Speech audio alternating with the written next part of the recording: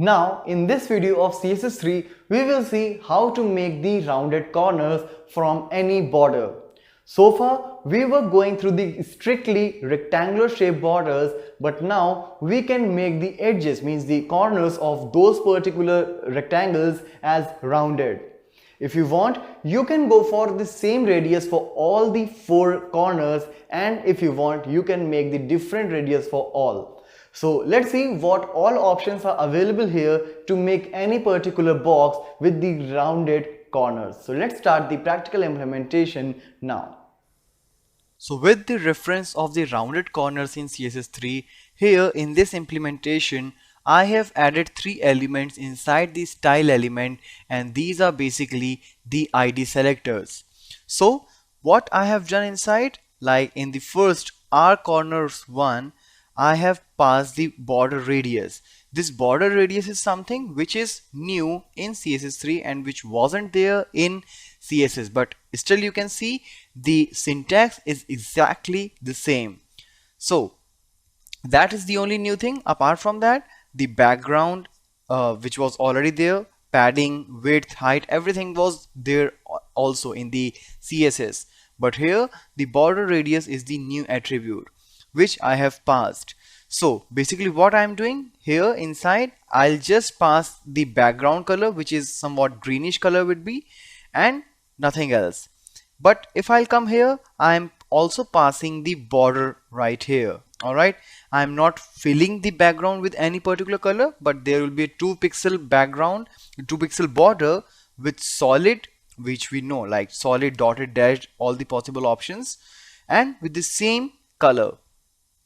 Padding, width, height, everything is same as of the previous one. And here in the last one, what I'm doing, I'm setting an image as the background of that rounded corner div. So for that I have passed the URL as I used to do. As I said, like most of the things which I'm doing here are all similar to as of CSS, just the border radius is something new. So using these things, I have added the 3 elements inside styles. Now let's come to the body, and since I have used the ID selectors, I will take 3 different divs of paragraphs or whatever you want. You can just take that and can pass these as an ID. So let's save it and come to the browser. You can see all the 3 rounded corners. Alright, so this is the background color, this is the 2 pixel border with the same color, and here I have passed the image. Since here I have used the repeat, alright, background repeat is repeat, so that's why after that it is getting repeated. So these are the things which I have applied using the rounded corners. Now let's see how we can pass the different radiuses for each corner. Like here you can see the curve which I have here is same with all the ones, but I can actually change the radius of each corner.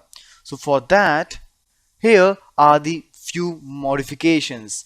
Like I just passed single value in the border radius in the previous example, but now I am passing 4, 3 or 2 values. So let's see what is the difference. So as you can see, there are 4 values. So basically the 4 values will mean, that means different values for each corner. So let's save it and come to the browser again. Let's refresh, and here you can observe that 5 pixel, which is the smallest one, which belongs to this particular corner. Next is the 30. So here you can see 30 pixel. Then it comes to 50, this one, and then 15, this one. Alright, means starting from here 1, 2, 3 and 4, all 4 radiuses are different. But if I'll go for only 3 values, then obviously one will be sharing with some other corner as well. So here you can observe like this and this, these 2 corners are same, which are having 50, the common value. 15 is 15, that's the first one. Alright, 50, second one, 30, the third one as of the top, and since there is no value for this one, so these opposite diagonal corners will share the value. That means 50 radius for both. And when there are only two values, so obviously 15, 15 and 50, 50. Alright, so these are the ways using which you can use the rounded corners feature which is newly added in CSS3.